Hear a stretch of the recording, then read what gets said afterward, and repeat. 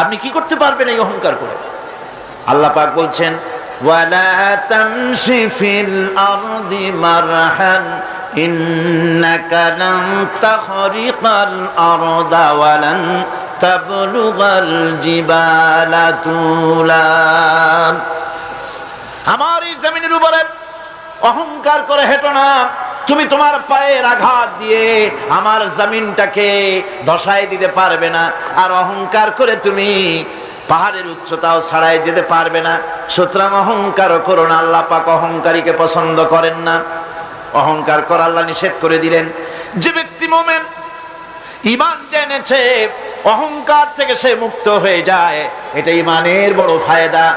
যে ব্যক্তি পড়েছে লা ইলাহা ইল্লাল্লাহু মুহাম্মাদুর রাসূলুল্লাহ, এই কালেমা যেই পড়লো অহংকার থেকে মুক্ত হয়ে গেল। জিকির করুন সুবহানাল্লাহ, আলহামদুলিল্লাহ, লা ইলাহা ইল্লাল্লাহ, সুবহানাল্লাহ, আলহামদুলিল্লাহ, লা ইলাহা ইল্লাল্লাহ।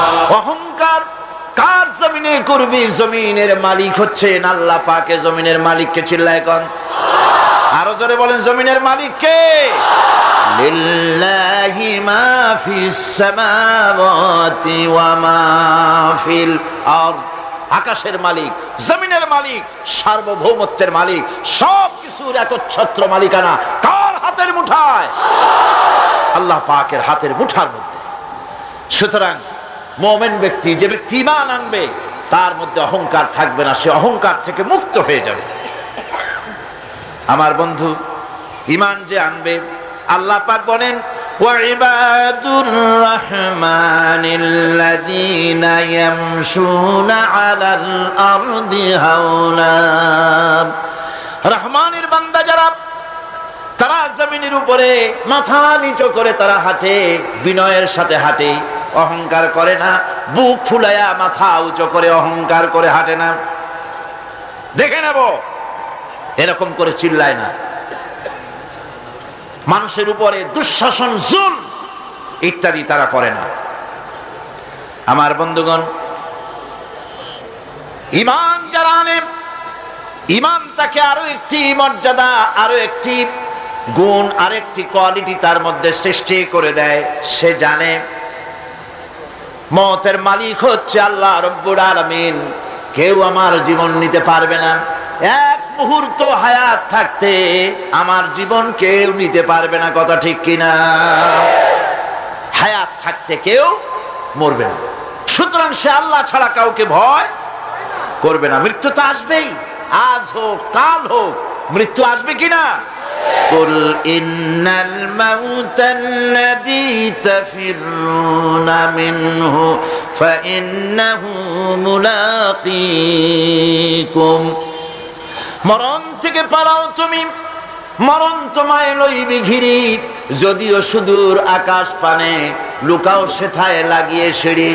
এ মহারোগের ঔষধ নাই, এ মহারোগের চিকিৎসক নাই, নাই সে ঔষধ জগতে। খুঁজিয়া কাতর হইলে কি হবে, পারিবে না তারে ফিরাতে। মৃত্যু অবশ্যই আসবে এবং তোমাকে গ্রেফতার করবে। তুমি যেখানেই থাকোই না কেন, মৃত্যু আসবেই। মৃত্যুর হাত থেকে কেউ রেহাই পাবে না, মৃত্যু আসবে। সুতরাং মরণ যখন আসবে, তখন এই মৃত্যু থেকে কেউ যখন বাঁচবে না, তখন সকলকেই সাহসী হতে হবে। এই ঈমান মানুষকে দুর্জয় সাহসী বানায়। মৃত্যুকে সে পরোয়া করে না। সুবহানাল্লাহ বিহামদি। সে ভয় করে কেবলমাত্র কাকে? আল্লাহ রাব্বুল আলামিন। কাউকে ভয় করে না। ফাঁসির মঞ্চে দাঁড়িয়েও বিজয়ের হাসি হাসে, যেহেতু সে জানে এ ফাঁসি আমার জন্য আল্লাহর পক্ষে যদি নির্ধারিত থাকে তবে ফাঁসি হবে, আর যদি না থাকে তাহলে এই ফাঁসি আমাকে কেউ দিতে পারবে না। মিশরের শহীদ সৈয়দ কুতুব রাহমাতুল্লাহ আলাইহি, নওয়ারাল্লাহু মারকাদাহু ওয়া জাআলাল জান্নাতা মাসওয়াহু। আল্লাহ পাক তাকে জান্নাতুল ফিরদাউসের মেহমান বানিয়ে নিন। মিশরের প্রেসিডেন্ট জামাল নাসের তাকে ইসলামী আন্দোলন করার অপরাধে, ফি জিলালিল কোরআন লেখার অপরাধে, মাআলিমু ফিত তারিক এই কিতাব লেখার অপরাধে তাকে গ্রেফতার করলো, তাকে কয়েদখানার ভিতরে ঢুকালো এবং সেইখানে ক্ষুধার্ত পাগলা কুকুরকে ঢুকিয়ে দিল। তারপর অনেকক্ষণ পরে একজন লোককে পাঠিয়েছে, দেখে আসো রুমের ভিতরে কুকুরের সাথে কুকুর কি ব্যবহার করে। নাউজুবিল্লাহ। জামাল নাসেরের পাঠানো সেই লোকটি জেলখানার ভিতরে দৃশ্য দেখে অবাক হয়ে ফিরে এসে বললেন, জাহাপানা, কয়েদখানার ভিতরে গিয়ে দেখলাম সৈয়দ কুতুব নামাজের ভিতরে সেজদায় পড়ে আছে, আর শিকারী পাগলা কুকুর তার পাশে বসে তাকে পাহারা দিতেছে। মৃত্যুর ভয় ঈমানদারেরা করে না। তাকে বলা হয়েছিল ক্ষমা চাওয়ার জন্য, তিনি বলেছেন মাজলুমকে ক্ষমা চাইতে হবে জালেমের কাছে, এর থেকে ফাঁসি গ্রহণ করে শাহাদাতের দরজা নিয়ে হাসি মুখে আমি আমার মনিবের দরবারে খাড়া হতে চাই। এটাই হলো ঈমান। আর জামাল নাসেরকে আল্লাহ পাক ইন্তেকাম নিলেন, দুনিয়া থেকে বিদায় করে দিলেন। তুরস্কের প্রেসিডেন্ট যাকে ভাগ্য বিধাতা বলা হয়, আতাতুর্ক বলা হয়, কামাল পাশা আল্লাহর ইসলামের সঙ্গে বেয়াদবি করেছে, আরবি ভাষা শিক্ষা করা হারাম ঘোষণা করেছিল, হিজাব পরা মেয়েদের জন্য হারাম ঘোষণা করেছিল, শাদী শোদা মেয়েদেরকে বিবাহ দেওয়া জায়েজ করেছিল। নাউজুবিল্লাহ। এই কামাল পাশার ঘুম ভেঙে গেল সকালবেলায় কিসের এক আওয়াজে। সে বলল, কিসের আওয়াজে আমার ঘুম ভাঙলো? বলা হলো মুয়াজ্জিনের আজান। মুয়াজ্জিন চিল্লাইলো, কেন ধরে আন? মুয়াজ্জিন আনা হলো। তারপরে জিজ্ঞাসা, এই বেটা চিল্লাইছিস কেন? সে বলল, আমি তো চিল্লাই নাই, আমি আজান দিছি। কেন আজান দিলি? আমার ঘুম ভাঙলো কেন? তাকে আনা হলো এবং তাকে অর্ডার করা হলো, বলা হলো, কামাল পাশা বলল, আমার সামনে তাকে জবাহ করো, তার সমস্ত শরীরটাকে তরবারি দিয়া টুকরা টুকরা করে দাও। আমার ঘুম ভাঙালো কেন? আল্লাহ রাব্বুল আলামিন কামাল পাশাকে দুনিয়া থেকে বিদায় করে দিয়েছেন। না বেঁচে আছে আজও? ইরানের রেজা শাহ পাহলভী মুসলমানদের পর অত্যাচার করেছে। ২৫০০ বছরের রাজতন্ত্রের প্রতিভূ অত্যাচার করেছে মুসলমানদের পরে। মুসলমানের দেশে রাস্তায় রাস্তায় শুকর জবাও হতো। ওলামাদের সম্পর্কে বাসের কন্ডাক্টররা পর্যন্ত এই পর্যায়ে চলে এসেছিল যে আমরা বেশ্যা এবং আলেম, এদেরকে আমরা বাসে চড়াবো না। এভাবে করে ওলামাদেরকে ঘৃণা করা হলো, মহিলাদেরকে বেইজ্জত করা হলো, বেপর্দা করা হলো। আল্লাহ পাক অ্যাকশন নিলেন, নেন নাই? জোরে কোন নিয়েছেন কিনা? ইরানে বিপ্লব শুরু হলো। এই বিপ্লবে মহিলারাও নামলেন, তারাও বিপ্লবে শরীক হলেন। এরপরে রেজা শাহ পাহলভী পলাবার জায়গা পায় নাই, আমেরিকা গিয়া পালালো। আমেরিকা তাকে জায়গা দিল না, পানামায় আসলো, পানামা জায়গা দিল না। কায়রোতে আসলো, কায়রোর একটি হোটেলে জীবনের শেষ দিনগুলি সেখানে কাটলো। এতিমের মতো, ভিক্ষুকের মতো দুনিয়া থেকে আল্লাহ জিল্লাতির সাথে বিদায় করে দিলেন। সেই আল্লাহ আছেন কি নাই? জোরে বলেন, আছেন কি নাই? ইসলামের সাথে এই শত্রুতা নতুন কিছু নয়, বহুত পুরানা। সতিজা কর রহা হ্যায় अज़ल से ता इमरोज, सतीजा कर रहा है अज़ल से ता इमरोज, चरागे मुस्तफा भी से शरारे बुलहबीस। সেই আবহমান কাল থেকে ইসলামের বিরুদ্ধে এই ষড়যন্ত্র চলে আসছে। আবু জাহেলের গোষ্ঠীরা চেয়েছে চিরকাল মুহাম্মদ সাল্লাল্লাহু আলাইহি ওয়াসাল্লামের তাওহীদের চারাককে, নবুয়তের চারাককে নির্বাপিত করে দেওয়ার জন্য, কিন্তু তারা নিবাইতে পারে নাই। কারণ ইসলাম আল্লাহ পাকের কার? সকলে বলেন কার? আল্লাহ রাব্বুল আলামিন বলেন, ইউরিদুনা লিইউতফিউ নূরাল্লাহি বিআফওয়াহিহিম ওয়াল্লাহু মুতিম্মু নূরিহি ওয়ালাউ কারিহাল কাফিরুন। ওরা চায় মুখের ফু দিয়ে আমার আলোকে নির্বাপিত করে দেবে। আল্লাহ পাক বলেন, আমি আমার আলোকে পূর্ণতা দান করব। তাতে কাফির বেঈমানদের মনের মধ্যে যত জ্বালা যন্ত্রণা হোক না কেন, ওদের মনে যত কষ্ট হোক, আমার দ্বীনের আলোকেও নির্বাপিত করতে পারবে না। আবু জাহেল চেয়েছিল মক্কায় রাসূল করিম সাল্লাল্লাহু আলাইহি ওয়াসাল্লামকে শেষ করে দিবেন, কিন্তু পেরেছে কি? পারে না। আবু জাহেলের গোষ্ঠী শেষ হয়েছে, কিন্তু রাসূল করিম সাল্লাল্লাহু আলাইহি ওয়াসাল্লামের আওয়াজ বিশ্বময় চালু আছে। ওয়ারাফানা লাকা যিকরাক, আল্লাহ পাক বলেছেন, আমি আপনার প্রশংসার দিগন্তকে বিশ্বময় ছড়িয়ে দেব। সুবহানাল্লাহ ওয়া বিহামদিহি। আজ লন্ডনে, আমেরিকায় আযান হয় মসজিদে। সেই আযান আগে হতো মসজিদের ভেতরে, আর খ্রিস্টানদের গির্জার ঘন্টা বাজতো মসজিদের বাইরে। মুসলমানেরা কেস করলো কোর্টে, একই ধর্মীয় কারণে খ্রিস্টানরা গির্জার বাইরে ঘন্টা পিটায়, আর আমাদের একই ধর্ম, আমরাও মানুষকে আহ্বান জানাই আজানের মাধ্যমে, সেটা মসজিদের মধ্যে দিতে দেওয়া হয়। এই আইনের আমরা প্রতিবাদ করছি। 3 বছর কেস চলল। 3 বছর কেস চলার পর ইংল্যান্ডে এখন মসজিদগুলিতে হর্ন বাইরে দিয়ে আজান শুরু হয়ে গেছে।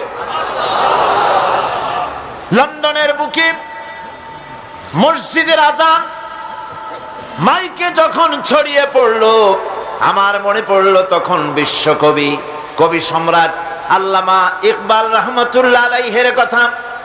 তিনি কি সুন্দর করে না বলেছেন, মাগরিব কি ওয়াদিও মে গूंजी अज़ा हमारे, मगरिब की वादियों में गूंजी अज़ा हमारी, थम था न था किसी से सैल रवा हमारा।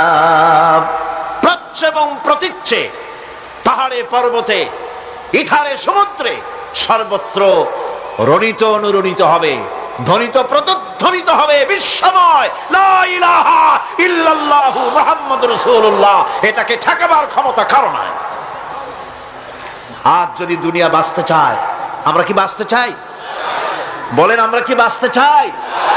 তাহলে আমরা যদি বাঁচতে চাই, সম্মান নিয়ে যদি বাঁচতে চাই, আল্লাহ নবী বলেছেন, ইয়া আইয়ুহান নাস কুলু লা ইলাহা ইল্লাল্লাহ তুফলিহু। বাঁচার একটাই পথ, সমাজতন্ত্র নাকি পুঁজিবাদ, ধর্ম নিরপেক্ষ মতবাদ? বাঁচার পথ কি?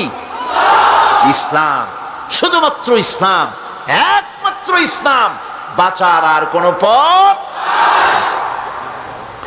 সুতরাং সেই বাঁচার পথ আমাদের হাতে ফিরে আসতে পারে। কিভাবে পারে? আমরা আল্লাহর কাছে চাইবো, আল্লাহ এমনি দিয়ে দিবেন? বলেন দিবেন? না, কোশিশ করতে হবে, চেষ্টা করতে হবে, সাধনা করতে হবে, জিহাদ করতে হবে, রক্ত দিতে হবে। সাহাবায়ে কেরাম রক্ত দিয়েছেন। রাসূল করিম সাল্লাল্লাহু আলাইহি ওয়াসাল্লাম তার দান মোবারক শহীদ হয়েছে, হয় নাই?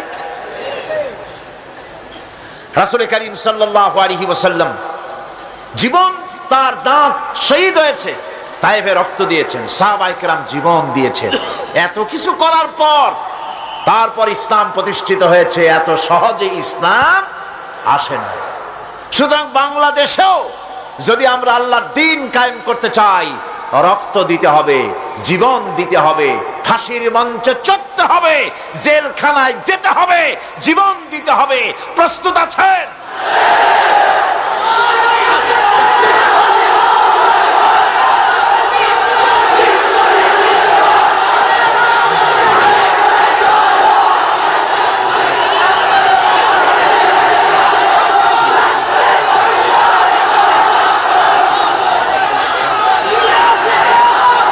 বন্ধুগণ, আজ যদি আমরা জিহাদি প্রেরণায় দিন প্রতিষ্ঠার পথে এগিয়ে আসি, তাহলে এর পরিণতিতে পাবো আমরা জান্নাত। কি পাবো?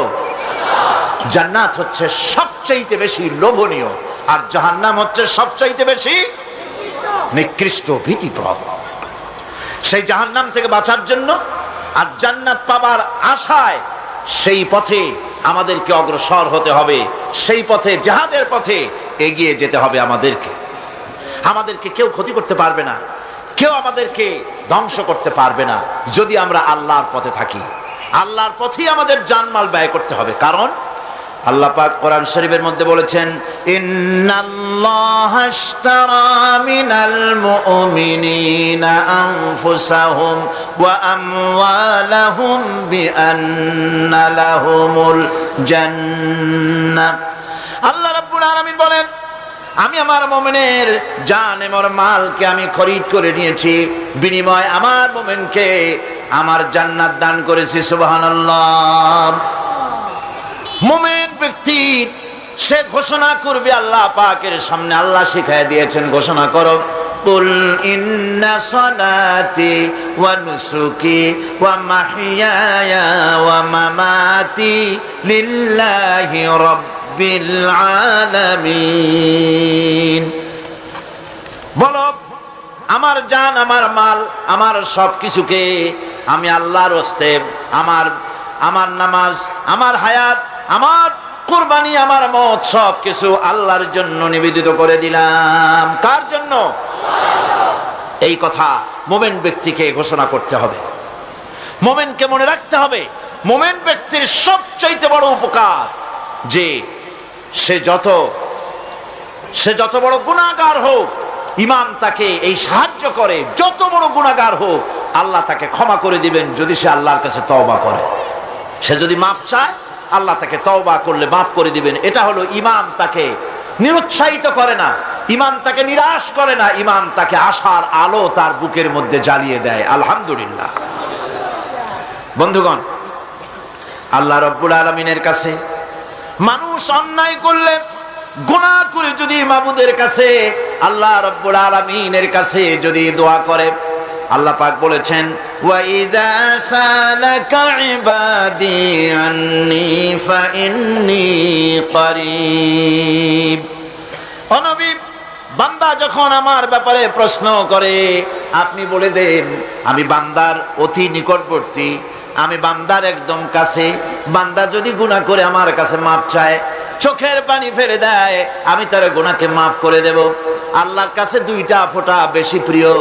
একটা হলো জিহাদের ময়দানে যে রক্ত ফোঁটা পড়ে, এই রক্ত ফোঁটা, আর একটা হলো চোখের পানি। আল্লাহর ভয়তে বান্দার চোখ থেকে যে পানি ফোঁটা পড়ে, আল্লাহ রাব্বুল আলামিন এই পানি ফোঁটায় খুশি হয়ে যান। পৃথিবীতে এমন কেউ নাই যে আপনাকে বলবে যে আয় আমি তোর অপরাধ মাফ করে দেই। এরকম কেউ কি আছে? কেউ নেই। কিন্তু আল্লাহ পাক বলেন, আমার কাছে ফিরে আয়। চুরি করেছিস, ফিরে আয়। জিনা করেছিস, মদ খেয়েছিস, ফিরে আয়। যত অপরাধ করেছিস, ফিরে আয়। আল্লাহর কাছে বান্দা যখন তওবা করে, গুনাহ করে মাফ চায়, আল্লাহ মাফ করে দেন। শুধু মাফ করেন না, শুধু মাফ করেন না, তার সাইয়্যাত গুলি আল্লাহ রাব্বুল আলামিন হাসানাত দিয়ে বদলায় দেন। আলহামদুলিল্লাহ। সে যে গুনাহ করেছিল, সেই গুনাহগুলি হাসানাত দিয়ে বদলায় দেন। তিনি এমন এক মহান সত্তা যার কাছে চাইলেই তিনি খুশি হন। হর হমেশা দেনে কো वो तैयार है, हर हमेशा देने को वो तैयार है, जो ना मांगे उससे वो बेजार है। যে চায় আল্লাহ তারে বেশি করে দেন, যে চায় না আল্লাহ পাক তার প্রতি নারাজ হয়ে যান। সুতরাং চাওয়াটাই বেশি জরুরি। রাতের আধারে তাহাজ্জুদের নামাজ পড়ে মানুষ যখন কান্দে, মুসলিম শরীফের হাদিসে এসেছে, প্রতি রাত্রে আল্লাহ রাব্বুল আলামিন শেষ আকাশে সেখান থেকে মানুষকে ডাকেন, ও আমার বান্দারা আমার কাছে চাও, কে অপরাধ করেছো, গুনাহ করেছো। মানুষেরা ওই সময় যারা কাঁদতে থাকে আল্লাহ রাব্বুল আলামিন ফেরেশতাদেরকে সাক্ষী রেখে বলেন, দেখো আমার এই বান্দাগুলি কিভাবে কাঁদতেছে, আমারে দেখে নাই, আমার দুজক দেখে নাই, বেহেশত দেখে নাই, শুধু আমার ভয়তে, জাহান্নামের ভয়তে কোরআন হাদিস বিশ্বাস করে যেভাবে কাঁদতেছে আমি তোমাদেরকে সাক্ষী রাখতেছি, আমার এই বান্দাগুলিকে আমি রব্বুল আলামিন মাফ করে দিলাম। সুতরাং ঈমান মানুষকে এভাবে সমৃদ্ধ করে, ঈমান মানুষকে সমৃদ্ধ করে দেয়, তার সাহসিকতা বাড়িয়ে দেয়, তাকে হতাশা থেকে ফিরিয়ে তার মধ্যে আশার সঞ্চার করে দেয়। লা তাকনাতু মির রাহমাতিল্লাহ, আল্লাহ পাক বলছেন আমার রহমত থেকে মায়ুস হয়ে যেও না, নিরাশ হয়ে যেও না, আমার কাছে কাঁদো, আমাকে বলো, আমি জীবনের সমস্ত গুনাহ খাতাকে মাফ করে দেব। আমার ভাইরা, মুমিন ব্যক্তির ভিতরে সাহস আল্লাহ পাক সৃষ্টি করে দেন, কোন ভয় ভীতি তার মনের মধ্যে জায়গা পায় না, তার মধ্যে সাহস সৃষ্টি হয়ে যায়। তার দৃষ্টান্ত আল্লাহ পাক কোরআন শরীফের মধ্যে দৃষ্টান্ত রেখে দিয়েছেন। আমার বন্ধু হযরত ইব্রাহিম আলাইহিস সালামকে আগুনের ভিতরে যখন ফেলে দেওয়া হয়েছিল, তাকে ফেরেশতারা সাহায্য চাওয়ার জন্য বলেছিল। ফেরেশতা বলেছে, ইব্রাহিম আমার কাছে সাহায্য চাও, এই আগুন থেকে বাঁচায় দেব। হযরত ইব্রাহিম আলাইহিস সালাম বলেছিলেন, আমি তোমাদের কাছে সাহায্য চাইব না, কারণ আমি তো এমন কোন অন্ধ খোদার ইবাদত করি না যিনি তার নিজের চোখে আমার দুঃখ দুর্দশা না দেখেন। তিনি তো দেখতে পাচ্ছেন, সুতরাং আমি তোমার কাছে সাহায্য চাইব না। আগুনে পড়ে গেলেন, আগুনে পড়ে গেলেন। এরপরে রব্বুল আলামিন আগুনের প্রতি নোটিশ করে দিলেন, ইয়া নারু কুনি বারদাও ওয়া সালামান আলা ইব্রাহিম, আগুন আমার ইব্রাহিমের জন্য শান্তিদায়ক ঠান্ডা হয়ে যা। কি বলেন, আগুন তারপরে জ্বলছিল? আগুন তারে জ্বালাইছে? আগুন তারে জ্বালাতে পারে নাই। আমার বন্ধুগণ, সাহস হারাবেন না, কোন অবস্থাতেই সাহস হারাবেন না। আজও যদি কোন নমরুদ কোন ইব্রাহিমের সন্তানকে যদি তার দলভুক্ত কাউকে যদি আগুনে ফেলে দেয়, আল্লামা ইকবাল বলেছেন, আজ ভি হো জু ইব্রাহিম কাইমা পয়দা আগ কর সকতি হ্যায় এক আন্দাজ গুলিস্তা পয়দা। ইব্রাহিমের ঈমান যদি আজও কোথাও হয় বিদ্যমান, করতে পারেন অগ্নিকুণ্ডে খুবসুরত গুলিস্তান। আজও যদি আগুনের মধ্যে কাউকে ফেলে দেওয়া হয়, কোন নমরুদ যদি আজও ফেলে, তাহলে সেই আল্লাহ আছেন না যে আল্লাহ ইব্রাহিমকে বাঁচাইছিলেন? আছেন কিনা? সে আল্লাহ পাক আজও আছেন, এবং আগুনের ভেতর থেকে তার বান্দাকে তিনি হেফাজত করতে সক্ষম। ভাইরা আমার, হযরতে মূসা আলাইহিস সালামকে এসব ঘটনা কোরআন শরীফে আল্লাহ পাক কেন বললেন? আমি তো বানিয়ে বানিয়ে কোনো ঘটনা বলতেছি না, এগুলি কোথায় আছে? কোথায় আছে? আল্লাহ পাক এসব ঘটনা কেন বললেন?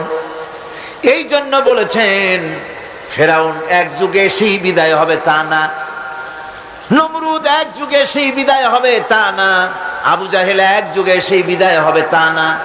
আবু জাহেল, নমরুদ, ফেরাউন আসবে না, কিন্তু তাদের নাতি নাতনিরা তো আসবেই। যেন তোমরা ভয় পেও না। আল্লাহ রাব্বুল আলামিন কোরআনে কারীমের মধ্যে পরিষ্কার করে বলে দিয়েছেন, এসব ঘটনা শোনায়েছেন ইবরতের জন্য। কিসের জন্য বলেন? ইবরতের জন্য। আমরা তো ইবরত বুঝি না, আমরা উপদেশ বুঝি না, শুধু ফুর্তি করি। জাগা জি লাগানে কে লিয়ে ये दुनिया नहीं है, जगह जी लगाने के लिए ये दुनिया नहीं है, ये इबरत की जा है तमाशा नहीं है। ए पृथ्वी तो खेल तमाशा करार জায়গা না, এ পৃথিবী তাস খেলা জুয়া খেলার জায়গা না, এটা উপদেশ গ্রহণ করার জায়গা। উপদেশ দেখো, শেখো, উপদেশ গ্রহণ করো। হযরতে মূসা আলাইহিস সালামের কথা আল্লাহ শুনাইলেন।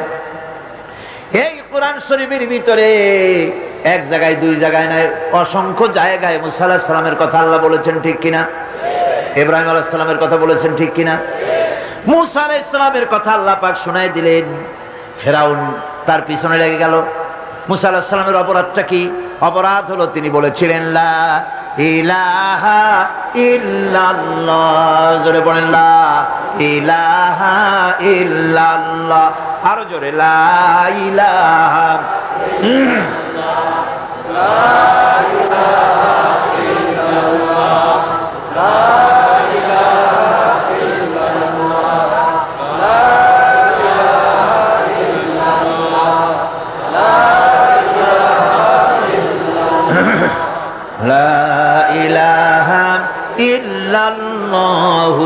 মুহাম্মাদুর রাসূলুল্লাহ। তিনি লা ইলাহা ইল্লাল্লাহর দাওয়াত দিলেন। ফিরআউন জবাবে বলল, মা আলিমতু লাকুম মিন ইলাহিন গায়রি, আমি তো জানি না, আমি ছাড়া আরো ইলাহ আছে, আমি তো জানি না। আমি তো ইলাহ, তুমি আবার নতুন ইলাহ আল্লাহ কই থেকে? আবার যদি আমার সামনে নতুন কোন ইলাহের সন্ধান দাও, যদি দাওয়াত দাও, লাআজআলান্নাকা মিনাল মাসজুনিন, কারারুদ্ধ করে রাখবো, জেলখানায় ঢুকাবো। মুসা আলাইহিস সালাম বললেন, ফিরআউন রে, কারে তুমি ভয় দেখাও জেলখানার?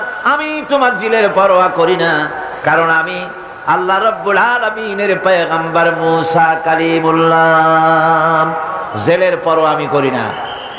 ফিরআউন তারে ঘিরে ফেলল। দরিয়ার কিনারে 3 দিক থেকে আক্রান্ত হয়ে গেল। হযরতে মুসা আলাইহিস সালামের সাহাবীরা বললেন, ইন্না লামুদরাকুন, আমরা তো ঘেরাও হয়ে গেছি, আমাদের তো আর পালাবার কোনো উপায় নাই। মুসা আলাইহিস সালাম বললেন, কাল্লা, কখনোই নয়, ইন্না মা'ইয়া রাব্বি সায়াহদিন, অবশ্যই আল্লাহ আমাদের রাস্তা দেখাবেন। সুবহানাল্লাহ। একদিকে দরিয়া আর 3 দিকে কি? ঘেরাও হয়ে গেছে। 3 দিকে শত্রু, একদিকে দরিয়া, পালাবার রাস্তা আছে? এর নাম পয়গম্বর। সুবহানাল্লাহ। মুমিনকে আল্লাহ শিক্ষা দিচ্ছেন, এই শিক্ষা রাখো, ভয় পাইও না। চতুর্দিকে অন্যায়, অত্যাচার, অবিচার, জুলম, শোষণ, নির্যাতন দেখে ভয় পেও না, আমি আল্লাহ আছি। আছেন না? আল্লাহ কয় এক একজনের ক্ষমতা দেই, এক এক দলকে ক্ষমতা দেই, ক্ষমতা দিয়া লিনানজুরাকুম কাইফা তা'মালুন, ক্ষমতা দিয়া তাকায় দেখি করো নাকি, কি করো। তারপরে যখন দেখি নাফরমানি শুরু করেছে, বেঈমানি শুরু করেছে, আমার গোলামদের উপরে অত্যাচার চালাচ্ছে, এটা যখন দেখি, আল্লাহ পাক বলেন, আমি তখনও ওয়ায়ামুদ্দুহুম ফি তুগয়ানিহিম ইয়ামাহুন, আমি ঢিল দিয়ে দেই, দেখি পারো কদ্দুর, কদ্দুর পারো। তারপরে যখন সীমা লঙ্ঘন করে যায়, যখন প্রান্ত সীমা এসে যায়, আল্লাহ পাক বলেন, ইন্না বাতশা রাব্বিকা লাশাদীদ, এরপরে আমি ধরি।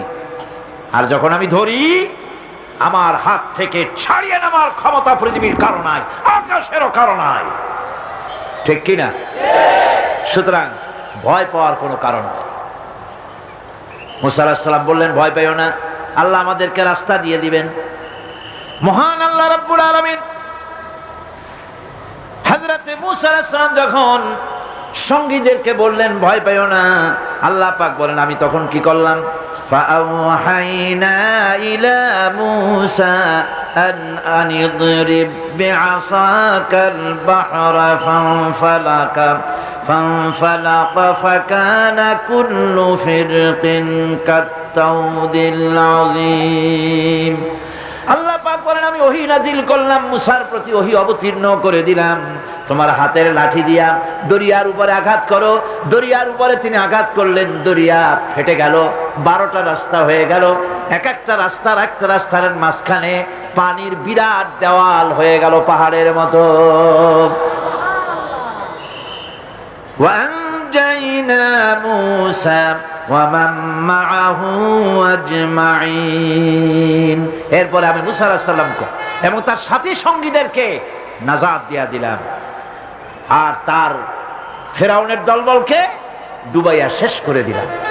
ফেরাউন তার দলবল নিয়ে পানির মধ্যে যখন এলো, দেখলো রাস্তা, পানির মধ্যে রাস্তা। মুসা আলাইহিস সালামকে ধরার জন্য পূর্ণ উদ্যম এবং উৎসাহ নিয়ে দরিয়ার ভেতরে ঝাঁপিয়ে পড়লো, রাস্তা দিয়ে এগোতে লাগলো।